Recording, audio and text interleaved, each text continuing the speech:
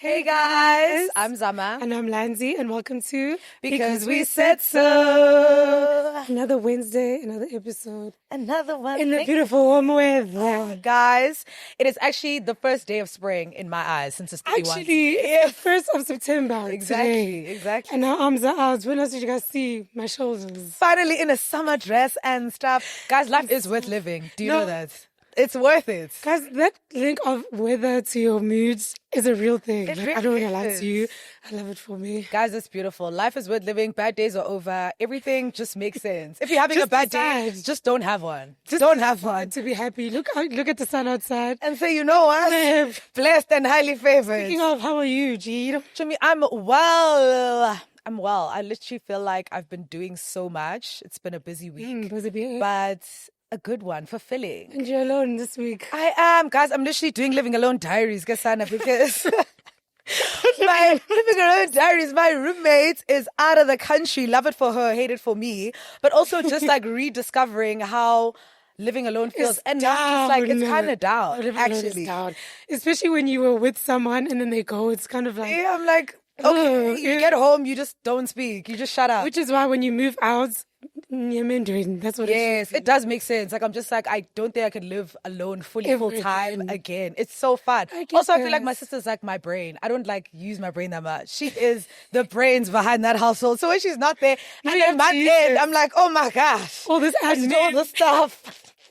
And you should be I'm good, Chobi. Other than just life things. Otherwise, pushing through, you got to stay positive in the midst of things. And again, like we were saying, you have to just decide. Otherwise, you actually just have to 100%. decide. Because life is going to have its dips. Yeah. So you have to decide to rise up. Guys, also, today we're having a different type of episode. Not an episode we've done before. Yeah, everything's different today. We've been shooting on a different day. Different episode. Guys. But different aura. It is. We're mixing our topics and our dilemmas, our topics and the pop culture together. So because there's just lots to talk about. That's the thing. So exactly, we're gonna do too much discoursing. So we just thought, you know what, today. So pop culture rewind, Kuningi this week. First and foremost, we have to address the big elephant in the room. You guys have tagged us so many times. I was even like, guys, we will talk about it. Be there. Like, I promise you, we can never miss this one. So the biggest scandal happening in South Africa right now, as you guys know, is the Alabuga program, which is based in Russia. And what brought this to our shores is they approached our influencers, South African influencers, to promote this program. And then due to further research, people started to see loopholes, and it ended up being it wasn't what they advertised it as. Yeah. But I want to read it and break it down properly just so that we're all on the same page and I don't miss out any detail. So the Alabuga Start program is a recruitment initiative based in Tatazan's Alabuga Special Economic Zone in Russia, marketed as a work-study opportunity, offering language classes, job placements, housing, and good pay for young women aged 18 to 22. In reality, many recruits were directed to assemble military drones destined for use in the Ukraine conflict. So South African authorities are basically investigating reports in Russia. Allegedly, all of this is under false pretenses. And obviously, they approached South African influencers to promote the program. And now their TikTok accounts have been suspended as a result. So what are your thoughts? Much to think about. Obviously, guys, a lot of these things, I would say, are still alleged, only because the African government is still doing their research. However, there have been other sources that have been available online for some years now, where concerns have been raised about this program because, again, people are saying it's human trafficking because they're under false pretenses. Yeah. Like, you think you're going for one thing, but you come to find out that it's because you're there for a whole different reason, and it's not kind of what it's been advertised as.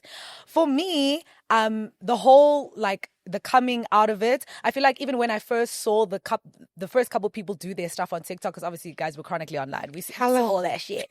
But when I first saw it, I was like, this is really strange. Like, why is it being marketed to 18 to 22-year-old women? Like, that is very weird to me.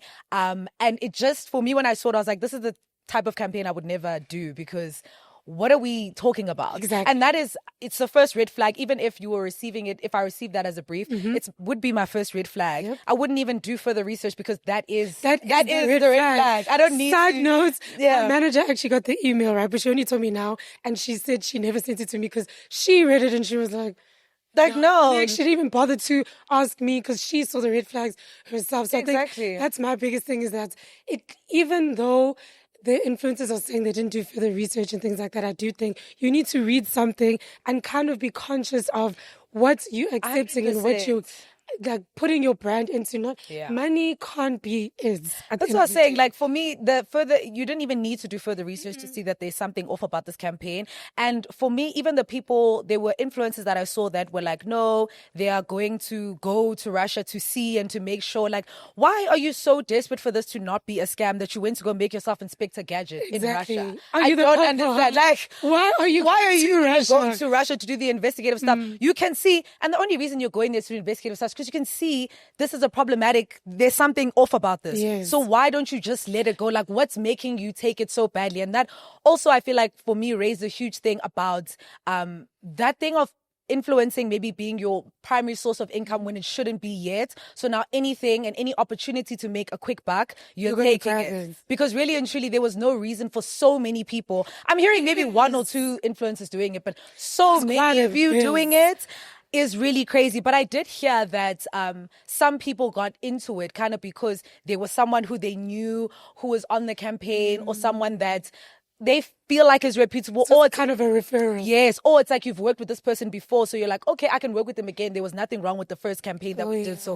we can do it again. So I was kind of also trying to see it from that perspective. But yeah, I just feel like sometimes you need to practice discernment, and as soon as you realize that, you know what, oh, this is a problem here, because really and truly, you can't put a price tag on someone's life. You can't. That's my main thing. You can't do that. Money can't be the reasoning for you taking the campaign in the first place. And also, secondly, I do understand the whole referral thing and trusting a person, but I still believe as yourself, you need to look into it before you accept something, especially at such a large scale, because you're going to Russia. So you even did it for your own life. Your own life, exactly. I can't leave that in the hands of someone else to be like, just because I trust Zama, I'm going to take this opportunity. I'm going to read into it still and be like, Chumi, did you see this? Or what's your take on this or whatever? So I do think it does boil down to discernment. And also, guys, in Mali, I get Saidinga, and especially the lack of jobs in the influencer industry. I get it. But money cannot be, and I think I've said this on this podcast before, it can't be the premise of your decisions in this industry, because you will fall flat on your face. Doesn't matter the campaign. At some point, you'll take your L, and now this is the biggest L of your life. Because I kept thinking, let's say my manager sent it to me and I also didn't read into it because I decided to just take it for the money.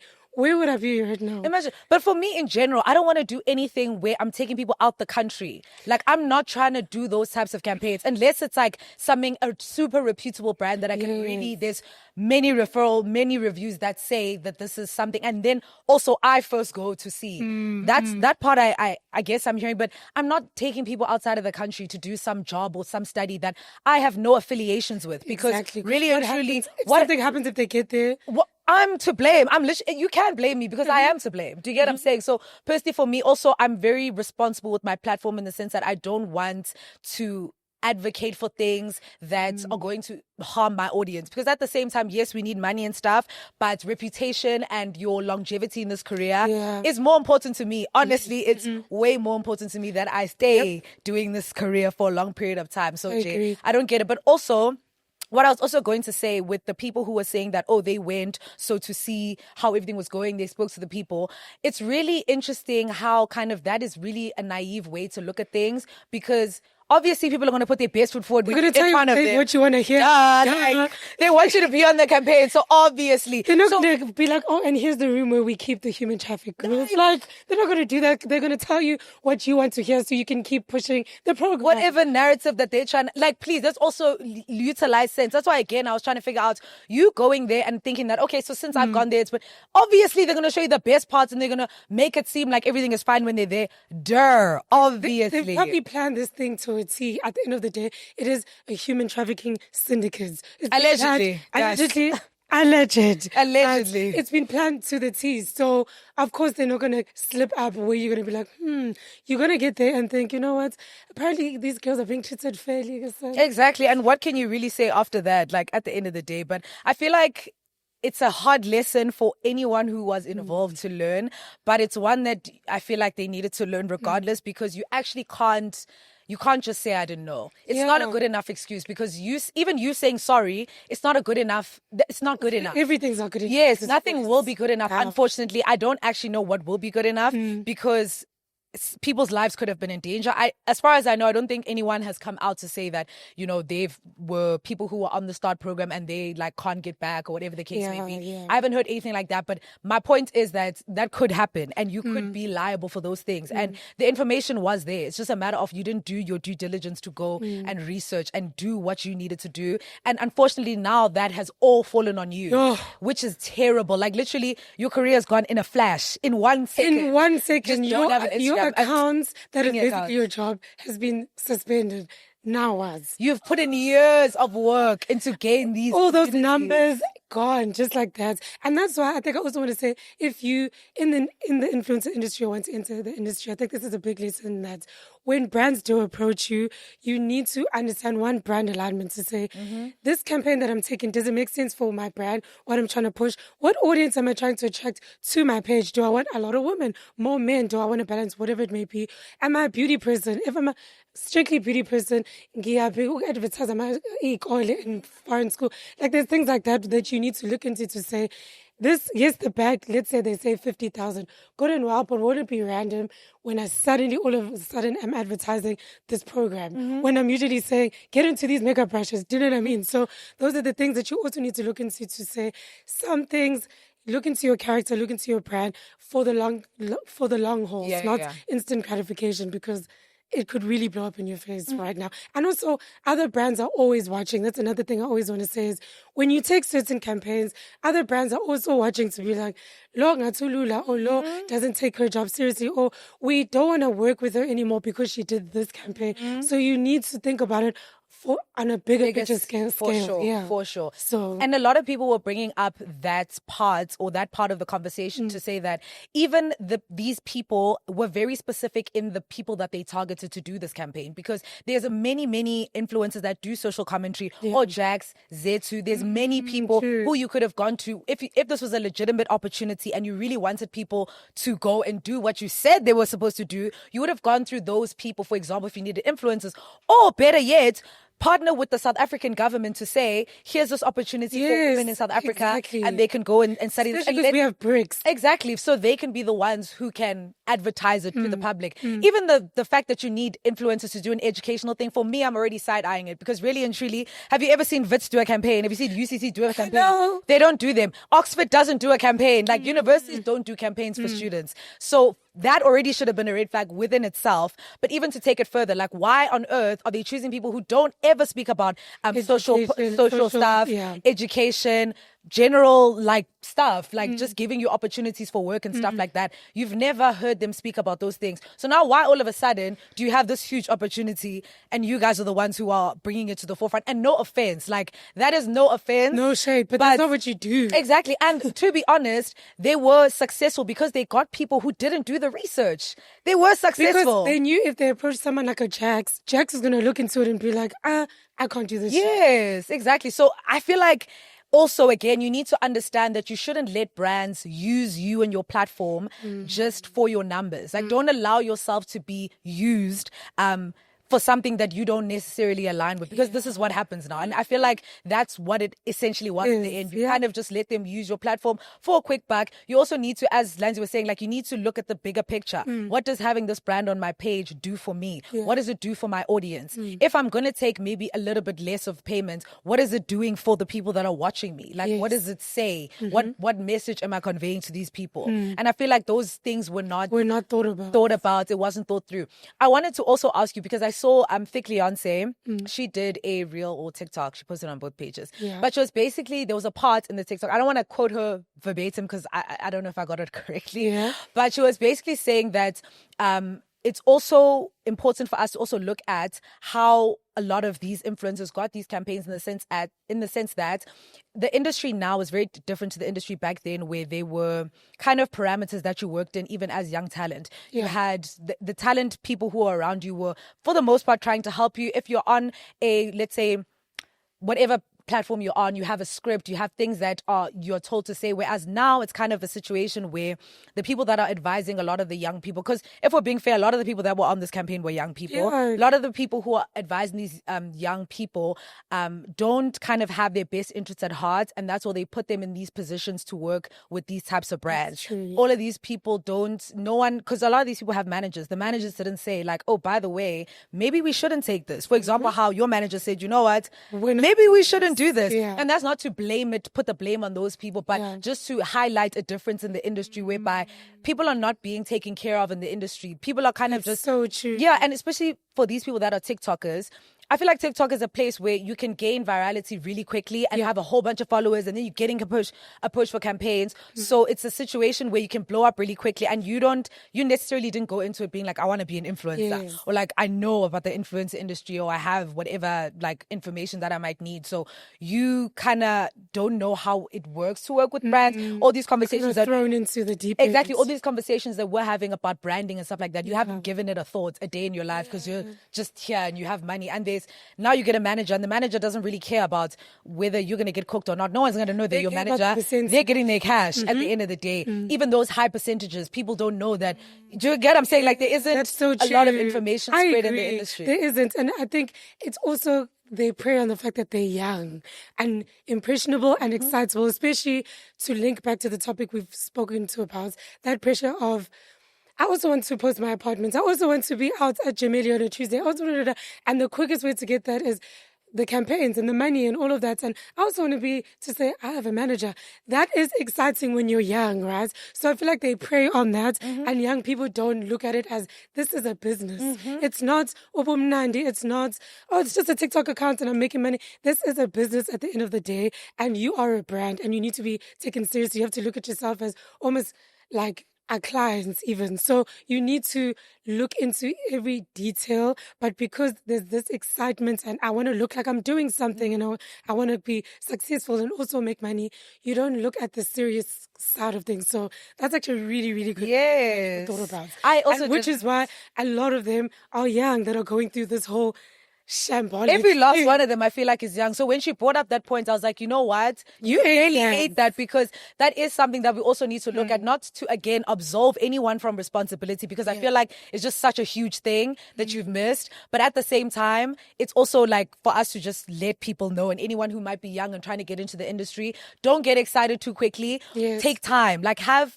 people in your life that are actually going to advise you correctly, whether even if it is your mom or your dad or just someone in your life that maybe they're not in the influencer industry, but they can tell you when, okay, girl, you're being exploited now. Sick. So like, be sure, be guided. Especially with, I feel like the whole manager environment or world right now is very tricky, because a lot of them are just doing it for the money, because at the end of the day, it is kind of easy money to say to someone, hey, let me manage you. I will do your invoices. I'll take 30% of your money. You say yes initially, not realizing that, one, that's a very high percentage. Two, you may not even need a manager yet at that point. You actually can do the admin yourself. Zam and I didn't get managers till pilots, and even so, because the amounts of work and admin started to feel like, okay, I'm also a person at the end of the day.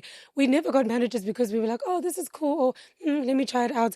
There was a reason behind it and a direct benefit to me. So you also need to think to say, do I realistically need a manager? Because not all of them have pure intentions, because the money is relatively easy for them. So. Exactly. And specifically now I have to keep going back to, because I feel like there's a very stark difference between TikTok influencers and Instagram people. Like the TikTok people also, they blow up super quick, and it's very like kind of overnighty, not to say that there's no work put behind it, but in the sense that you can get, if you get one viral video, then you get another one, then you can rack it up quickly. So they see that happening and want to get into you quickly so that they can be the ones who get whatever percentage. And because they know that you're going to feel like you need a manager, because I'm going to have these huge numbers. Why can't I do this myself? You can do it yourself. Actually, you really can, because at the end of the day, also a manager also needs to make sense of, are they taking your career to the next level? What are they really doing to elevate you? What are they doing to take you to the next place? So you also need to understand, is this person just here to take my cash, or are they here to really build with me brand and build with me? Like for us to really create, have a solid team. So I feel like it's really important for young people also to just not be taken advantage of, but also to do their due diligence, because at the end of the day, whether you have a manager that put you on, whether you have a friend who put you on, it's your face and it's your name that you're putting on the line when you're taking on these really, really diabolical campaigns. Like it's your face that you're putting on the line. So you need to take yourself seriously enough to say, you know what, this is my platform, I build it. You're the one who knows the hours you put into it. You're the one who knows how much consistency it took you to get to that place. So you need to protect it with that same energy. Yes, and also as the person who follows you, when I see you post that diabolical campaign, I don't see your manager, I don't see your friend, I don't see your referral. I see you, your face, your words, your caption. So your words. It's your words. It's your words. You see you in Russia, I guess. Your manager's not there with you. It's exactly, you. And your manager can get off scot-free. So that's why you really need to be strict with the decisions that you make in terms of a public job like this. Because now your page is suspended. Damn. Yeah, but also I will say something that I also noticed is that, again, not defending anyone, but I feel like the smoke that everyone had for the women didn't translate to the men, which I was like, this is really interesting. And I don't know where it comes from. It's freaking me out, because I'm like, guys, there were definitely men on that campaign. Are you aware? Someone was saying it's because the women are being human trafficked, they're holding women to a higher regard. And I'm like, it doesn't work that way. I don't think it should matter. We should all be held at the same level of regard. Male or female, the act is still wrong. Yes, it's wrong. Whether a man do it flat out. Like, now you're going to give the male influencers grace because, they're men, they don't know. It's like, no one. But we're the same people that's like, we need to do better, James. Yeah, like, that's what I'm saying. We can't give some grace and not others don't get grace. I feel like we need to call a spade a spade. It's wrong. Aiko righty. And the same energy we have for the women is the same energy we need to have for the guys. I really didn't appreciate that, because I was like, so are the girls the only ones who are incorrect in this situation? The boys are right. The boys are okay. The boys are okay. The boys are okay. Why? No. I'm not happy. Get cooked. Yes. If people are getting cooked, everyone must come to the steakhouse. Guess that? Everyone must get cooked. I'm not happy. I'm not happy about that. Come to the steakhouse. Boy, I'm not happy. But all in all, Dove, all the best. And I hope the lessons have been learned that needed to be learned. Yes. It's a really tough one to learn because your things are suspended. However, we can't tell people to react. We can't tell people how they should feel and how they should react with such a serious issue. It is. And like also, human trafficking. Just side note, hope and pray that this actual human trafficking syndicate is dealt with. Yes. Whatever the South African government can do, whatever can happen, I pray to God something can happen so that nothing happens to young girls anymore and we can stay safe, because this thing is sick and it's disheartening. Yeah. Like, all the drama aside, when we look at the crux of the situation, it's really problematic. It's really a problem that needs to be dealt with. So yeah. We will be seeing that. We will be keeping up with the progress of the investigation, because the government did say they're going to do that. So we will see what comes of it. But for right now, allegedly. However, allegedly. However, there are articles that you guys should read and actually go and educate yourself on what actually is happening there, because it's a little bit wild to think that you're going somewhere to do hospitality and stuff and then you're making drones. Hello, that's kind of dark. Yeah. But anyway, on a lighter note, moving on to. Again, we're back here. Love Island, USA. Guys, this is really our last time, though. No, like, This is it. September. It's the last day to speak about this as people. Let's actually move on. So the Love Island USA reunion finally aired. I feel like it took too long. Yeah, it did. Here we are. It finally aired. And Bandla, lots of thoughts. Do I have lots of thoughts, actually? Yeah, I don't know. Do we have lots of... I feel like if Andy Cohen wasn't there, it was not going to give a single thing because I don't feel like the important questions were being asked. And that's why I'm like, Ariana, no offense. The people saying you should leave, maybe you should. I think it's kind of real. Time's up. The fact that Andy was able to get in all his lashings while also just keeping it cute, I loved it personally. Yeah. I feel like Huda didn't get lashed enough for me. I agree. Everyone kind of wasn't standing on business when it came to which I was like, are you guys scared of her? Be honest. It gave that because she literally left the same way she came in. She left unscathed. She was telling everyone she loves them, like just gaslighting to the highest degree, which I didn't appreciate. So I was just like, Huda, I wasn't expecting her to redeem herself, but I was hoping she'd try. Do you get what I'm saying? That's mad. Even when they played the edits of like her crash outs and things like that, she was smiling. I feel like one, she was smiling, and two, they spoke about it for 2 seconds after that. Like it was very, your crash outs. Anyway, next moving. I'm like, no, we didn't address the fact that she affected the whole mood in the villa. How it trickled down to other people's relationships. None of that was discussed. It was just moved past. Everything was kept pushing. And even, that's why she'll never be accountable. Exactly. But that's what I feel like. Even with the host, did not hold her accountable that much. I guess Andy did at the end, like try to bring it in when he was like, so you feel like you've done all the stuff in 1 month. And I was like, cook, because at the end of the day, you're the same. You're still the same person. And that's why I was like, the fact that you guys still were not holding you accountable via the line of questioning for me was boring. Because even something as simple as when they were in bed with Chris and Chris was like, he doesn't want to do whatever the case is. And then he came out saying that it's because she didn't want to have sex with him. So it is coercion. So why did we not touch on that? That he was saying he didn't want to do whatever you were doing and you can't force him. But I feel like it's Peacock who did this to be like, we don't want to even have these uncomfortable type of conversations.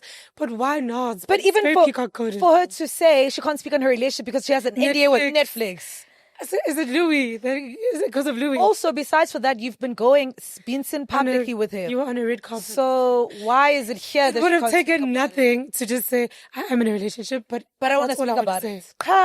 That's why I'm like, you're trying to be like, think you PR trained. You're not PR trained. Why would you say Netflix on Peacock? You just arrived, please. But like, her whole situation, she didn't get lashed enough for me. I agree. Also, Amaya, now your stocks have gone down because you're saying you're backing your queen Huda. Yes. I think there was a scene where they were saying that Shelly was bullying Huda because of that conversation, which, mind you, Shelly was not the only one who was a part of. It was Sierra. The part where Huda was gymming. Yes. And so they're saying that Shelly was bullying her.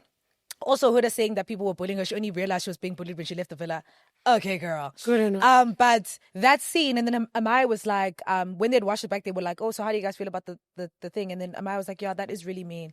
How is it really mean? And how is it Shelly who's the one who's being really mean when there was all the people who were having this conversation? Yes. And what's mean about it? You are being sick. For me, I think the only part here's the thing. As much as Huda was sick, it was mean because at the end of the day, if one person's standing there and we're all like...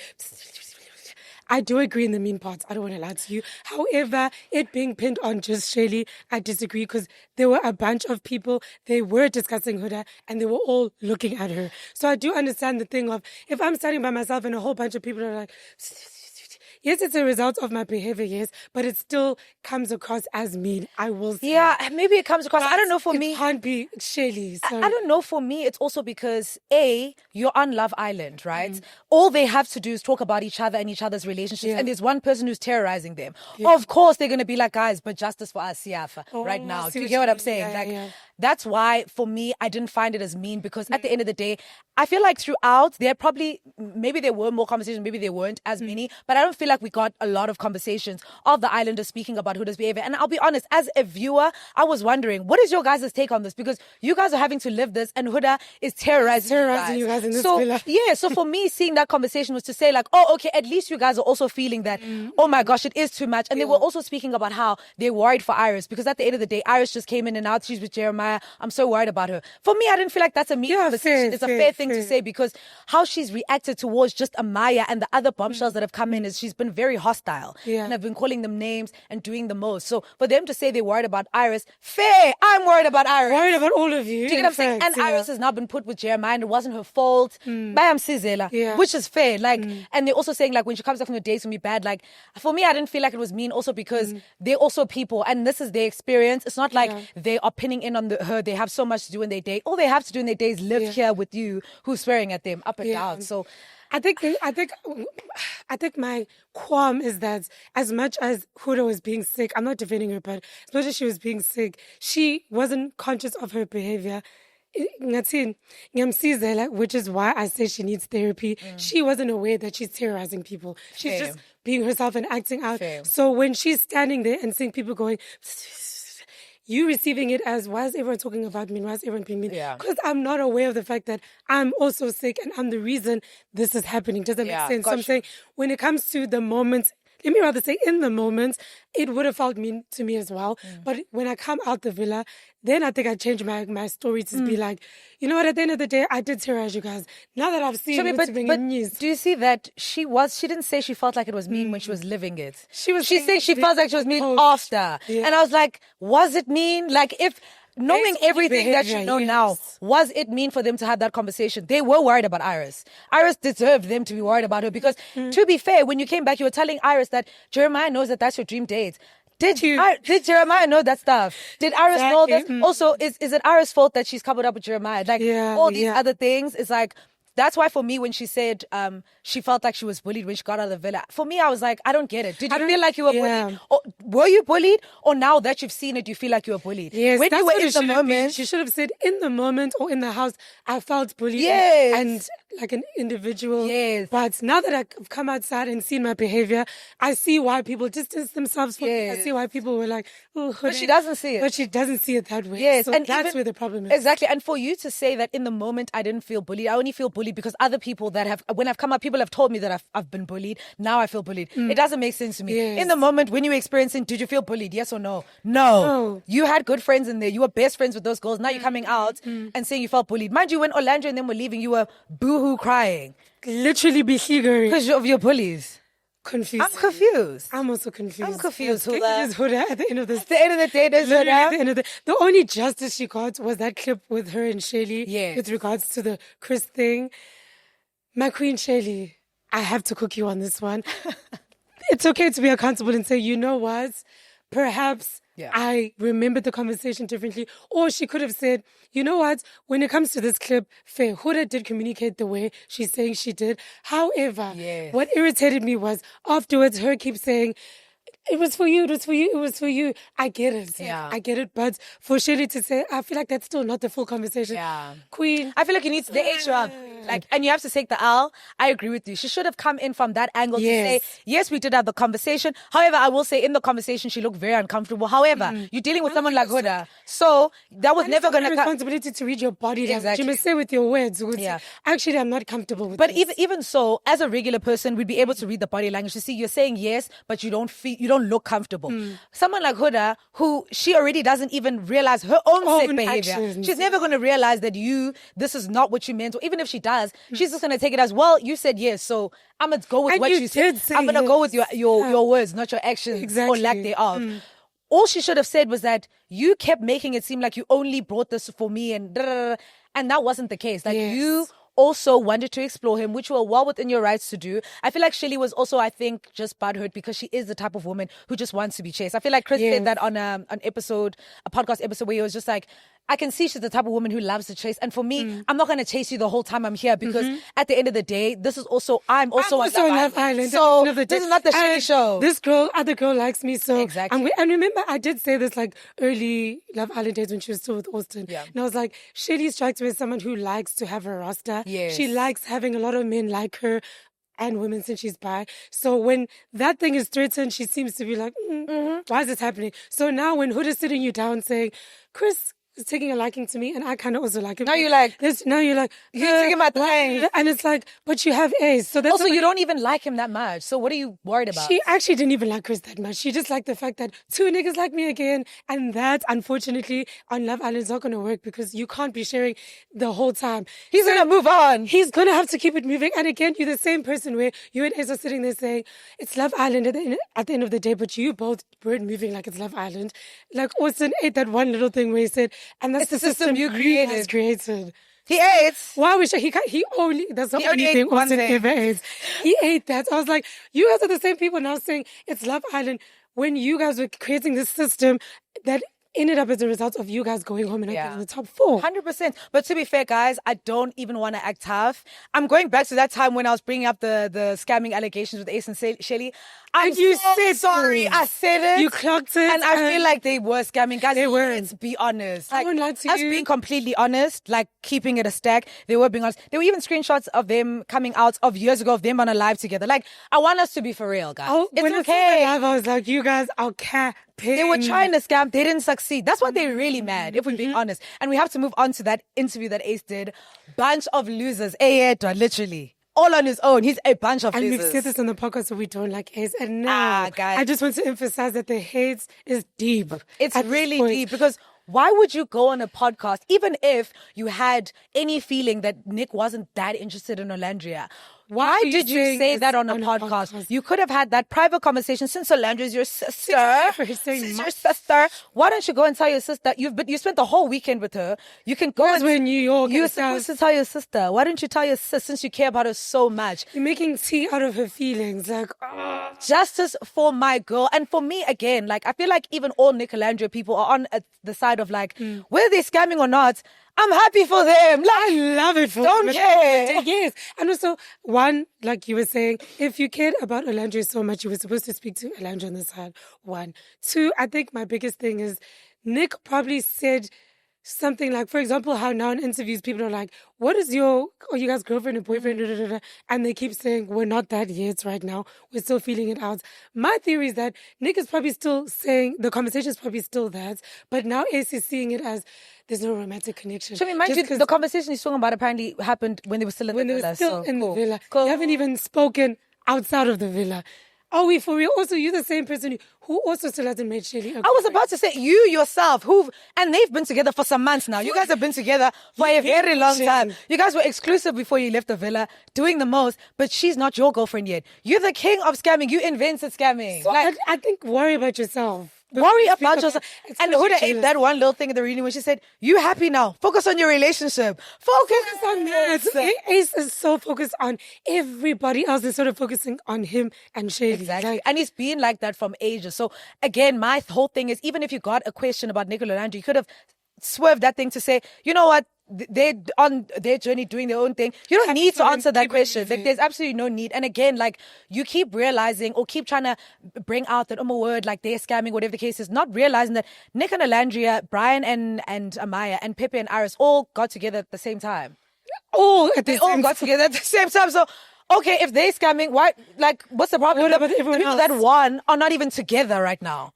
Why were they not being accused of scamming? Why are they not being? Why is Brian not being accused of scamming? And also, my biggest thing with Ace, which is I think what he's trying to do is, you know that thing of when you try to speak down on another person so you shine. So he's trying to do that thing. He does that a lot though. These couples suck. Focus on us, guys. Yes. And then the next year that Essence cover came out and all that stuff, I said, I see what you're trying to do. But unfortunately, it didn't work. And in most cases, it never works on reality TV where you try to speak down on other people to make yourself shine. Because we all watching the show. We all seeing these people. It's never going to work. Yeah. Now you guys look worse. Now I'm worried about my queen Shelly. And at the end of the day, Ace is 22. Yeah, he is 22, but I also feel like it's one of those things where, like you were saying, you can't trick the audience into liking you. The problem that is Ace, the whole time while he was watching, I feel like he had the idea that people were loving him and Shelly and Black Love and this and that. He thought they were going to be Cordell and Serena, and it wasn't giving that. He hates the fact that the white man and the black girl got the edit that him and Shelly were supposed to get. He's like, you guys have taken my things. Like,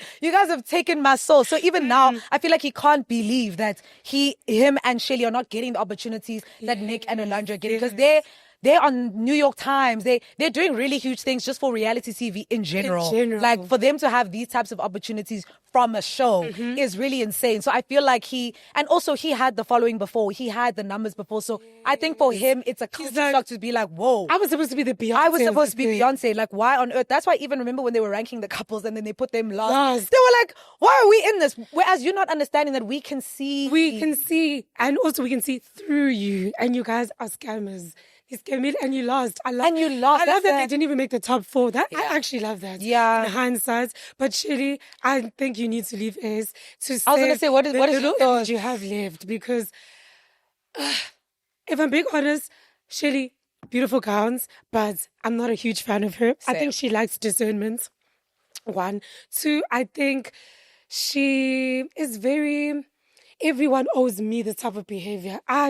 She never considers the next person. It's all about Shelly. I'm owed this. You're supposed to speak to me like this, and this was supposed to happen for me. She never thinks outside of herself. In dating, which is why the Chris thing, in friendships, it's always I'm the victim. I feel like she doesn't hold Ace accountable, even though they say with that Huda heart rate challenge thing, they say Shelly did hold Ace accountable because she didn't speak to him for weeks, whatever. A few days, and that's not holding anyone accountable. I've never heard you say the actual words to say, babe, A, B, C, D, E, F, G. You've never said those words to us as the public. So to us, you giving him the silent treatment and whatever was said in the video that wasn't put into the edit, that's not our business. Unfortunately, but you've never held him publicly accountable. Yeah. But you're so quick to be like, Huda, blah, blah, blah, blah, blah. Girl. I agree. It looks very male-centered to me as well. Yes. It just looks very much like... And again, guys, if it happened and we didn't see it, it's none of our business. Unfortunately, we can't speak about things that we didn't see. We can only talk about what we have as an audience. But again, I feel like I completely agree with everything that she said. I feel like Shelly's cool and everything. However, I can't get behind her as much as I can get behind the other islanders because I do feel the same way. Yeah. Like her character sometimes, or a lot of the times for me, comes into question with things like that where I'm like... Shelly, girl, I don't think she's a mean girl, but I just feel like she's always genuinely confused. You're always genuinely confused. Because like discernment is not in the... Yes, that's why I'm just like, bro, I don't get it. That's why even for me, to be honest with you, if it was a situation where, for example, your man goes onto a podcast, talks shit about me and my relationship, we have fucking beef, I fear. And if you don't, it's a wrap. And if you don't sort your shit out with your man or come out publicly to say, you know what, he said these things, but that does not align with what I'm saying with. I don't know if I can continue on in that way. And I know people always say like, oh, but homegirl shouldn't break up over a guy. Like if you're with a guy who is actively my op, unfortunately, it's not going to work. It's definitely not going to work. It's not going to work. Also because he's trying to actively ruin my reputation or ruin my image for no reason. So for me, unfortunately, Shelly is going to have to choose at some stage or her relationship with Olandria is going to crumble. And that's why I'm like, it should crumble because at the end of the day, if you're going to let this Labubu run your life, unfortunately, you're going to have to take the L of losing that friendship because there's no way your man is going to be talking a mess about me on a podcast. That's impossible. And I even saw yesterday that Ace was on a live and he basically was saying, I said what I said, meaning behind closed doors, Shelly still didn't say, babe, what you said was sick. Let's tone it down because... It's a reflection of us. It's a reflection of us and Jaja. And I could leave. Maybe I come judge though. That's the thing. That's what I'm trying to wake up. Maybe I come judge. So look at Shelly's like, you kind of ate that. Yes, because why do you keep repeating it? Why do you keep saying it, knowing very well that you and I are linked to each other? So whatever you say is going to be a reflection of me as well. I know it shouldn't be that way, but it is, guys. You're in a relationship. It is. Cookie crumbles. And at the end of the day, you have so many opinions. So clearly, Mrs. Bambi, pillow talk. That's what we're talking about. I don't like that. I don't like justice for my girl Olandria. Like, I'm sure it does hurt that her friend that she trusted is now dating a guy who's literally knocking her down. I can't imagine that. But focus on Nick, baby girl. Yeah. And even those small things where it's like, he'll be like, no, but I really love Olandria. You can't say you like Olandria, but then you're saying she's scamming in the same breath. You don't love her. Yes. You're saying that because that's the political answer to say, and she's your girlfriend. So I'm just like... What if your girlfriend, your girls? Yeah, not your girlfriend. Because you haven't done that. How do you feel about the discourse about the whole racism thing? Because that's another thing where I'm going to cook the black girl. Listen. Hanyan. What you mean? The whole... they said to Huda, Huda didn't defend them. And then Huda was like, I was also going through my own. So, me, if I'm being honest with you, I'm not on Huda's side because at the end of the day, it's basically like saying when someone says Black Lives Matter, it's you saying all lives matter. That's exactly what it's like. And I feel like that is very tone deaf. That's why a lot of people don't like the whole saying POC as opposed to Black people of color, but Black people, the hate and the racism that Black women experience is something else. It has nothing to do with that is not to negate what you're experiencing. Yes, you are going through stuff, whatever the case is. However, you know that a lot of something as bad as George Floyd picture is very targeted to us because we are Black people. So for you to say that you're going to speak out about it and not say anything, for me, you've spoken out about all the Louis and all this other nonsense stuff, but you can't take 1 second in your day to just say, guys, I don't appreciate the hate that's going towards Alandria, who was, let's say Shelly aside, because you felt like Shelly was mean to you. Alandria was a sister to you, as you said. The scenes of them towards the end of Love Island they were very close. I love you so much. Even when they came out, it was a very like a close-knit relationship. And you can see how much it's breaking Alandria down. And she's asked you and you've said you're going to do it because you also know how it's like. You now not doing it and saying because you were going through a lot, I feel like is a cop-out because she's found time in her schedule to tweet about everything else under the sun. But it's that you don't want to speak about. I half agree. I agree in terms of the whole, you can't say, oh, but I'm also experiencing racism to negate my experience, whatever, right? 100%. And also, if you said you're going to do something which is defending Orlandia, you're supposed to stand on that and do that, right? My only thing is that I think the two things can exist at the same time because the Palestine stuff is also a big thing. And also Huda was also getting edited onto dead bodies in Palestine, right? So I think the problem here was that maybe Huda didn't read it right because she's not a person who can express herself correctly. But I do want to say that 100% I agree. She was supposed to stand up for Orlandia, supposed to stand up for the racism that they were experiencing for the Black community 100%. But I do think in the same breath, the amount of racism that Huda also experienced was kind of bad in my experience. Yes, is she an insane person? Yes, but no one deserves that level of racism at the same time. So I feel like using it as an excuse for not defending Orlandia, no. However, does it have to be acknowledged to say Huda was also going through all this shit? Yes, I do think we need to. Fair, she was going through a lot of shit, but again, for me, Huda has never said anything about Palestine on her page. You've never shown your support for the Palestinian people. So for me, even stuff like her saying, Huda being questioned by someone like Andy Cohen, who's pro-Israeli, whatever the case is, you've never said anything to stand up for the Palestinian people. You've never, ever said something to back the people that you say that people are being racist to you, whatever the case. Speak on the racism you've never spoken on the racism, but besides for the racism, you haven't spoken about the really very real thing that's happening in Palestine, which is what you need to be advocating for. You only want to weaponize it when it's Andy Cohen who's interviewing you. And you've worked with other pro-Israeli things. You were on Call Her Daddy, other platforms that are pro-Israeli. So do you care about Palestine? Do you get what I'm saying? Like for me, that's why I don't like you're weaponizing it now because it only when it works for you, then you can go on an Israeli whatever. But then when they're questioning you about your shit, oh my gosh, he's pro-Israeli. Why is he talking to me? So I feel like you need to stand on business. Like as a person, Huda doesn't have any. I don't feel like she has things that she stands for, which is why she goes with whatever her fans are saying at the time. Do you get what I'm saying? As a person, you need to have your core values to say, I'm a Palestinian. I don't even know if she is Palestinian. Is she Palestinian? Not sure. But if she's a Palestinian woman or if she is for Palestine, make your stance on Palestine known. I think she does have a flag or something in the thing, but in the sense that you've never said outrightly, these are my thoughts and these are my views. If she has, I stand to be corrected, guys. But from what I've seen, I haven't seen anything from her side to be an activist, or not even an activist, but just to show her support for the Palestinian people. Do you get what I'm saying? So again, even your own racism, she should have spoken out about it to say, guys, I don't appreciate racism. And she didn't even have to say racism of Black people. She could have said, I don't stand for racism. Whether it's happening to me, whether it's happening to Alandria, I don't stand beside it. That's my thing, is she doesn't seem like a person who has. Do you not stand against racism? We don't know. People saying that they also could have defended her experiencing racism same way they expected her to experience. To be defended. Sure, they could have. But again, I don't think Huda came out of the show with more supporters than she had negators. So, to be honest, I don't even think she would have even made that request. They could have, but do you think she would have even made a request to say, guys, can you please...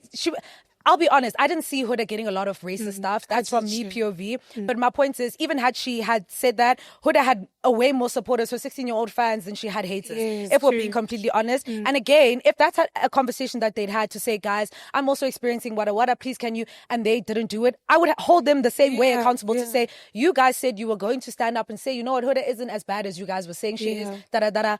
Speak up, but that didn't happen. If Huda did what Orlando had asked her to do, perhaps Orlando was then also going to be like, also stop being racist towards Huda. But either way, even racism aside, because again, I don't feel like Huda was only bringing up the racism thing because Orlando brought it up. For being completely honest, she was never going to speak on it. But again, like, I feel like just them being around her, since they were so well liked, Alandria also came out as a fan favorite.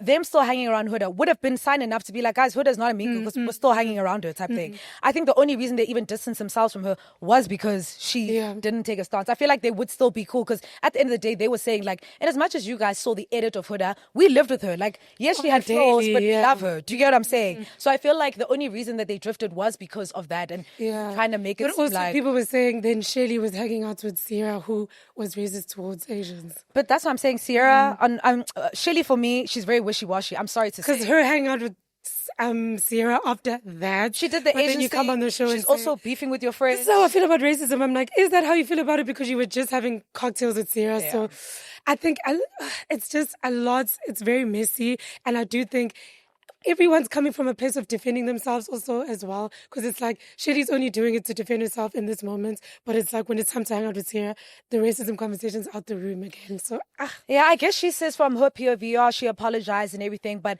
still, I would not want to mesh my brand with someone who was openly racist about something. So whether she apologized and took accountability and intention, whatever, still, I don't want to be part of that. No, I hear you. I feel like she could have toned it down. You could have texted her and be like, oh, you okay, friend? But I don't know. You guys, I don't know. Like, I don't think it was the morals. I don't know. But I'm glad that that's closed. I don't know what else was discussed that I don't want to speak on. I don't think care about anything else. All the best to him. Like, I'm glad Nick got his say into saying that I had nothing to do with that thing, and I'm glad he did, because Ace was trying to make it look like everyone was involved, but also I feel like that's also when his disdain for Nick was amplified. Nick said, "I'm speaking up for myself. I told y'all niggas," and also Ace probably saw the public be like, "Oh, so Nick is a good man." At the end of the day, and Ace was like, I'm ruining his PR on Friday." That interview, I'm ruining his PR. But anyway, Siyavala, guys, we've said a lot. This is it. See you next year. In winter for us, summer for them. You'll really see you next year. Next, we're going to bring it back to local is liquor. This past Friday was the Scorpion Kings concert. Yeah. Did we go? No, we didn't. Guys, However, it looked like it was a baller. And I just want to say, this is such a big milestone for the Amapiano genre, as well as just South African artists. And shout out to Maporisa and Kabza, because you guys are doing a big thing for the youth, for the young artists, and just music in general and the black culture. So I have to give shout out to you guys. That's it looked amazing. Everything from the production to them even having those not the cam chairs, but those plastic chairs in the mosh pit. I was like, guys, that's some black shit. So real. Like, I loved it. Even them having the lyrics on the screen, I feel like is something that's so unique that I've never seen done before. And the 360 stage. Yes, it was really, really unique, and I feel like very innovative and very, very on brand, and just making sense for people who maybe wanted to be at the show, wanted to be within the vibes, but actually can't hear, or just us who don't know the lyrics to the songs, want to read, we want to learn a new language, and it makes it more fun. Exactly, karaoke makes it interactive, very much accessible for everyone, which I really feel like is something that a lot of concerts and a lot of production companies don't take into consideration. So I feel like they really thought things through. I love even that how train prasa. Beautiful stuff. Which I want to wake up to show that it is possible with Tabafoni, but we'll get to that. Yes. I wanted to say it boils down to the conversation I always have with artists, is that the management that you have truly does matter, because Kabza and Pori are managed by Lok. That management company works really, really hard, and they know what the fuck they are doing, and it shows, which is why Gabs are so successful, Poor is successful, and Dali Wong and all of them that are signed to them. That's why they're getting international gigs. That's why you will always see them on a flyer. You will never, scandals are little to none, really. They managed really well. I really feel like the management that you choose as an artist really matters. To bring back to the conversation I always have about Calvin Momo, the problem with Calvin Momo's brand right now, sorry, the management is shitty. Sorry to say, love you queens and kings, but like the management is, and it's reflecting on your artist, who is a great artist, is making great music, but now it's being tainted because the management part of things is not being handled correctly. Even that time when he was being cooked for the Australia, was it Australia, I think? Yes. It was. And he had to write his own thing, and then I was like, where's management in the room? Yeah, I feel like they're really letting him. Yes, and even when Australia was like, no communication was done, why is management not communicating to Australia, to all those promoters, to say, sorry, Calvin can't make it for A, B, and C reasons? Everyone is quiet. I don't understand. So for this thing, I want to say management is very important for artists.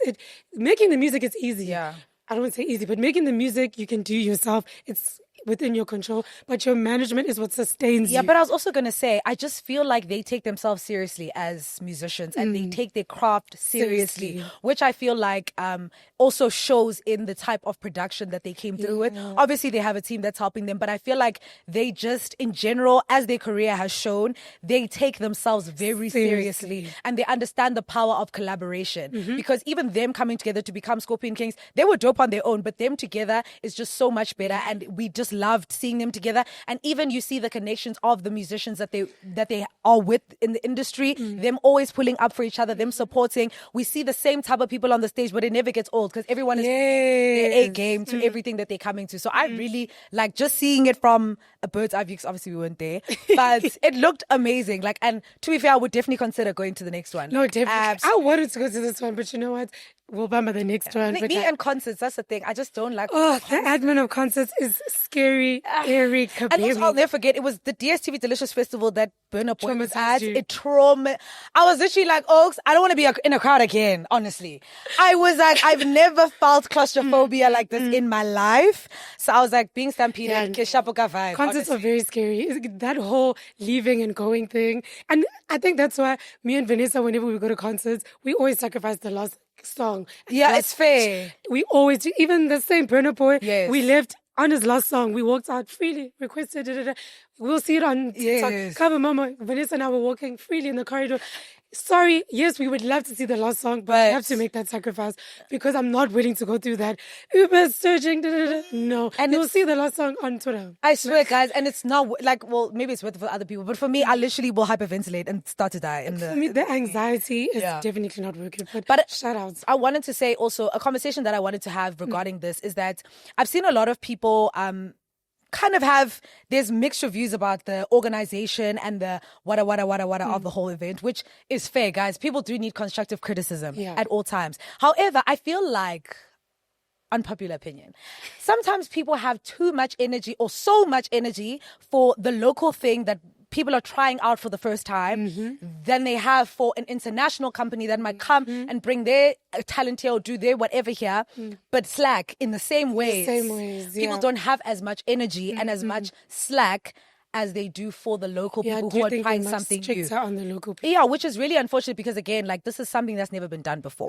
So can we let it cook? Yes, I understand as a person who's paid or whatever the case is, it can be very frustrating when you're in that situation. However, again, this is why being the first people to go to an event sometimes it's also because because you're going to be the one who's going to go through the growing pains of such events. And I feel like sometimes when you go into situations, you need to have that in mind that this has never been done before. So, hello. I think that the biggest thing for me is also when you go to a concert that's happening for the first time, leave room for disappointment. Because they're also doing it for the first time. And also, I think not to take away from people's experiences and grievances, obviously, but obviously from the ones I've seen, some of them were valid. Like, some people were like, we didn't get tagged, we were in queues for a long time. Some people didn't even pay for tickets and they were just rushing through, things like that. But then there's other people that were complaining about things that can happen in concerts. Like, guys, sometimes the numbers are larger than they anticipated, so you're going to wait a little while longer. Like, I remember when they did Z Nation Fest, some girl did a video and she was like,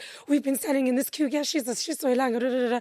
She came back like maybe 3 hours later and she was like, never mind, I take it back. I just waited a bit, but everything's fine now. You see, because certain things are going to happen. The chances of a concert being smooth from start to finish is quite slim. And if you do get that experience, shout out, it is great. It's a great feeling. But you are going to bump into a few things. 100%. That sucks. Or maybe the bar, there's not enough alcohol. Or the queue at the bar's long. Or, oh my God, my pillow eyes. It's concerts. Like, these things are going to happen. So with things like that, I feel like you don't need to bash the event. Immediately also. Like, let it cook. Let it cook, go home. But obviously certain things that are like overtly bad, sure. But other things, come on. Specifically like the tickets thing, I hear that one because now that goes towards, I pay 700, this person paid 350. We are getting the same experience because everyone is allowed to stampede and no one got tags. Fairs. Or I'm a person who bought a ticket and now I didn't get a seat. That's fair because now that's infringed on your whole experience. Like, you can't have fun after that because I don't have a seat. Like, I can't have fun. Like, exactly. Do you get what I'm saying? But if it's something like that, oh my gosh, justice for the people. And also maybe they've realized maybe the stadium was the problem. Or maybe the company that they had contracted to do the security was the problem. Whatever the case is, let's let them cook. Yes. It's not wrong to voice our grievances, but let's also be mindful about how we do it in the sense that let it cook a little bit and then say, you know what? The concert was great. However, these are the things I feel like they can improve on. I think that's fair because everyone needs feedback. Yes. Any event would want feedback to see, okay, how can we be better the next time we do this? So I think that's fair. Yeah. But overall, congrats, guys, and proud of you. Proud of you guys, and we will be at the next one. You can even send us tickets. It's safe, literally. We can be there. We can be there. We can podcast from Just saying. Not podcasting when there's a show going on. I'm so dead. But guys, we hope you enjoyed our little mishmash of topics and pop culture. I enjoyed it so much. I loved it. I loved Discourse. Discourse. Like my brain was kind of calm today. Yeah, it was. It was very easy to just yap our lives away. But okay, guys, let's get into our dilemmas for this week. The first one, I wouldn't say it's so much of she didn't like have a question at the end of it, but I guess she just wants our take or our advice, whatever the case is. Cool. Hi, Queens. I recently had a falling out with a friend whom I told I was sexually assaulted by someone we both know. I was romantically getting to know him and she went to school with him. She came at me last week questioning whether or not I was SA'd and later said she went on to do her own investigation into what really happened because I wasn't acting traumatized enough for her liking. She said she spoke to the guy that sexually assaulted me and his friends and they told her that that did not happen and I'm lying. I did that for money. The money part comes in because I asked the guy to add 700 in brackets. I spoke to a doctor friend of mine. He said consultation plus pills, 3K for me to go to the hospital for standard procedure after an SA encounter took place. I had the 2.3 and asked him to gwalisela the remaining amount. To answer her question, which according to her was genuine, I sent her screenshots of messages between me and the guy where he was apologizing and admitting to SAing me. Over and above everything, my shock came from her playing detective with my trauma/hurt and later coming back to essentially say I lied about the whole thing. She then started acting like she was interrogating me, saying things like she could tell that the guy was lying, I think. Yeah. I called her behavior for what it is and she got mad over that. I blocked her after telling her how insensitive and stupid her behavior was. And she's the reason people who have been assaulted sexually really come out. Yesterday, I unblocked her to tell her off because she was using burner accounts to reach out to me and threaten/cyberbully me. Her messages were nothing but arrogance and anger that I don't understand where it's coming from. When I told her about the cyberbullying and threats being a crime, she said I should go open a case against her and just report my rape encounter while I'm at it. I think it's so shocking for a woman this day and age and who has a little sister to be acting the way she does. This is an unfortunate event, but I think I'm grateful for it because I never would have known her real intentions with me had this not happened. Oh, just so she feels the same hurt she put me through. I'm telling her boyfriend about all the times she's cheated on him with multiple men and slept with one of them while at it and lied to the boyfriend all the time she would go to her other men and say she's going to her brother. Does it end there? Dav, yeah, that's where it ends. Whoa. First of all, I'm so sorry that you experienced that and someone tried to invalidate your experience. The fact that you went as far as I had to investigate because you don't seem traumatized enough for me. Why are you investigating? Why are you investigating? What is the trauma supposed to look like? Also, what are you investigating? I literally told you what happened. I told you what happened. Am I supposed to wake up and cry 24 hours a day for you to believe me? That's such a sick mindset to have. And she sent you a screenshot with the guy saying he did it. So what more do you need? It's giving male centered because you just want him to be exonerated. You just so want to be his bad. friend and be his friend, but leave me You want to be alone. chosen so bad. Leave me alone. That you even said, fuck your friend and her essay experience. That's so dark. And I'm so sorry. Cut her off and cuss her out. What's him talking right now? Yes, and you telling her boyfriend all the time she's cheated. I'm happy. It's well and cook good. queen. But I'm really sorry you went through that. Yeah, because if you're gonna be petty, I'm gonna go to hell. If you wanna go low, I'm going to hell, sweetie pie. And also, I'm glad. I'm so sad you experienced that because that is terrible. And she's a terrible friend. And those are the type of friends that you actually didn't need in your life in the first place. Yes. So well and good. But sending you so much love and healing. Healing more than I'm anything. sure that was not an easy thing to get through. Yeah. Guys, the next one says, hi, Westies, love you down. I have a dilemma. I'm in a relationship and we've been dating for quite some time. Everything is good, but there's just one problem. His Instagram following looks like he does lashes and sells pads. I brought this up once and he said he'll fix it, but instead of fixing it, I'm noticing that he keeps following more and more baddies. I hate repeating myself, so I decided to ghost him, but he found a way to get me and he doesn't want to break up. Disauti. I'm laughing at that. I ghosted him and he found it. I'm dying at it looks like he does lashes, and sells pads. First of all, I get you, queen. First of all, It's an egg. I don't even want a man who has social media, so let's start there. But the fact that you're actively honest and you're following baddies, and I get that thing because even when I do meet a nigga and say, that probably never happens though when I think about it, but if I go through your following and there's a bunch of girls, you've lost me. I don't want to lie to you. Me, I'm going to ask you who they are. I'm going to ask you, how do you know them? Follow so many women. You just find them attractive. No, why? Why do you follow them? Why do you need to follow them? Sorry. I don't know what you must do. Also, I guess from my POV, because I don't follow men I find attractive. I just find them attractive. I don't need to follow them. I don't have to follow you. I don't even think I follow one man that I find attractive or have a crush on or whatever. I can just search your name and see what you're... Exactly. What do I need to be following you? Like, what do I need to keep up with your life? It doesn't make sense. So that's why from my POV, I'd ask you, like, how do you know these women? Explain. Why do you follow them? So I get it. It's a big egg. Especially, like, if you're with a guy who follows, like, baddies, like the girls who just post in bikinis and stuff. You're giving me the egg because there's only one reason why you're following them. It's because you want to see him booned and you stuff. Want to see bums. And unfortunately, you're going to have to see those bums without me. Not under my regime. Not under my regime. It's either you see these bums or you ain't seeing bums at all. Bums are not bums. It's very strict, guys. It is strict, but like, sorry. I don't know what she must do though. It's either... I don't know. She said she already cut him off. To be honest, also because you've already let your feelings be known to him and he's not willing to compromise. I don't know if it's a red flag. I feel like it's a bit amber. I think she can... You could have, had you not blocked him, you guys could have discussed it a little bit more. Mm-hmm. And the thing is, sometimes with men, you need to sit and discuss. Let's have a discussion about why you need to follow baddies. Yes. So you need them to say it out loud so it sounds diabolical. To them. So that we can all agree there's no need for this. Yeah. So, yeah, it's a bit amber, but you've already blocked him and stuff. I feel like if it's something that you're super adamant on, honestly. And also, you don't... I guess I agree to say it's amber because I don't know how to feel about if I'm raising something that I don't like and you're doing absolutely nothing about it. What's going to happen with future things that I raise if this to you is like, whatever. It might be because for him, he's saying it's not that deep. But that's what I'm saying, it's amber to the sense that maybe it's not that deep to him, but it's like, okay, it's not that deep to you, cool. But I'm telling you, I don't like it. So yeah, I guess they have to discuss it and based on his response to that, then you can decide from there because there's no need to be following bums and stuff. Like what the helly? Anyways, last one. Hi girls, I just wanted to say I started watching and I'm loving it. I have a dilemma. My boyfriend's married female friend. She is only his friends because she is only his friend because he is friend / close to her husband. Got it? Okay. Okay, so she does this weird thing where she refers to my boyfriend as my guy. This is not when she is around though. It's only on text to me, or rather when he's around.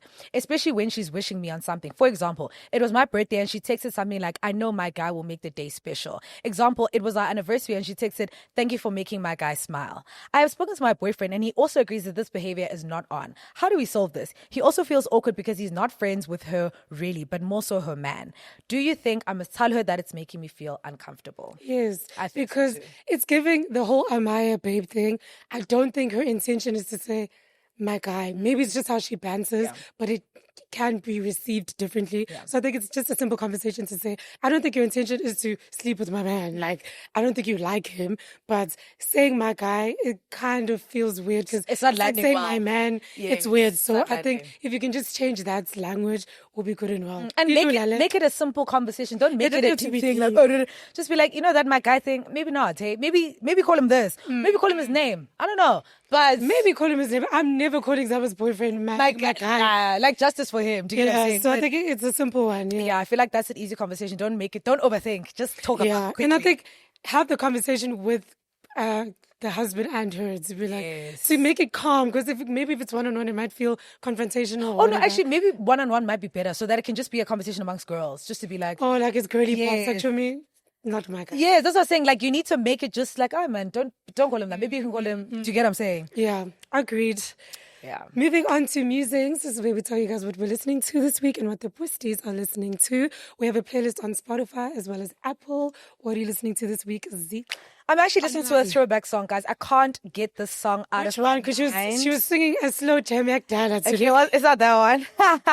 It is Baby It's You by JoJo. Guys, I love that song so much. Baby It's You. Oh my gosh, don't make me sing on this thing, please. You love to sing. You ain't got to have nothing. Oh, yes. Not what I want. Baby It's You. Okay, that's a cute song. I love that song. Shout out to JoJo. She's another one who is white but black inside. Yes. As fuck. People always say she's literally not Blasian, but you know. Yeah, she's black. Guys, Mina, I'm going to give you guys a Pusty, what the Pusties are listening to, because I'm still listening to Bryson's album, Sasha Kibo. There's nothing new in this household.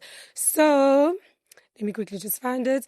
One of our Pusties is listening to DJ Jaivan's new album, but specifically a song called Soze, with Russell Zuma and Basaya on vocals. I saw Russell Zuma said, yeah, I know what I said. Yeah, Russell. I will be there. And then the next one, someone said they're listening to Tiana Taylor's... Someone's listening to Tiana Taylor's new album. I will say I haven't listened to it because someone is saying it's giving... Diary of a Mad Black Woman? Well, she is a mad black woman. She is. A divorce, so I get it. The only song that I have listened to has Lucky Day. Obviously, I've listened to it. That song is cute. And I think I heard a little bit of the one with Tyler as well, which also sounds quite nice, but I haven't listened to it. But that's what the Pussies are listening to. So we'll get into it and we'll tap in. We'll see how it's going. But yeah, guys, this was a very long one. I don't want to lie, but I feel like it was fun to just chat and just yap. Because one thing about us, guys, we will yap. You guys were really taking a step into our yapping conversations this time. For real. No, Siggy's just vibing. Because on a normal day, we would have discussed this anyways. No, literally, I even have more to say. Yeah, literally, Chovi, that's the thing. That's what I was like, today is just a regular conversation scene, Lanzi. Girls yapping, yeah. But I hope you guys did enjoy it. Please do not forget to like, comment, and subscribe. Guys, you guys are pushing because we are nearly at 50K. But that doesn't mean you should stop subscribing. If you guys are listening to us on Spotify or on Apple Podcasts, what is good, cuties? Don't forget to like our podcast. Don't forget to comment there as well so we can have our podcast reach far and wide. However, guys, we will see you guys same time, same place next week. Bye. Bye.